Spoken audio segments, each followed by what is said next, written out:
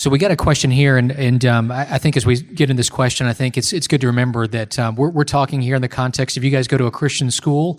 Many of you likely have Christian parents and grandparents. Many of you likely go to a Christian church as well. So we got a question around the difference between culture and belief, and I think this is the context of what's the difference between kind of being part of a Christian culture per se and truly having real belief. Any thoughts on that?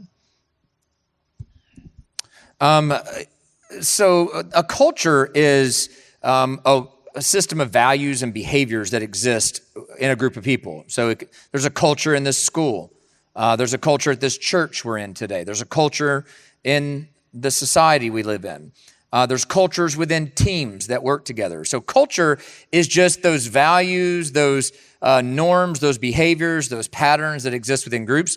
Our beliefs in the Christian faith are tenets and doctrines that we ascribe to, right? It's faith and repentance. It's, trust in the finished work of Christ, those types of things. So here's what I would say. The Christian faith has a culture associated with it that's right and good and healthy. And I would say that when you have right beliefs, you also want to have right culture that follows those beliefs. Those go hand in hand.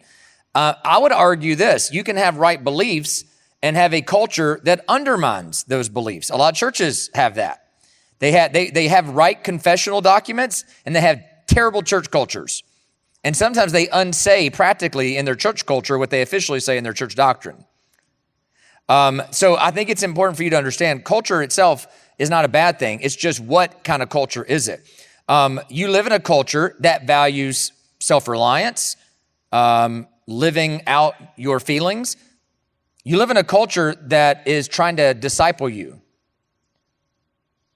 You live in a culture that tries to tell you that the most important thing that you could do is follow the desires of your heart, even if those desires go against the teachings of God and the direction and will of God.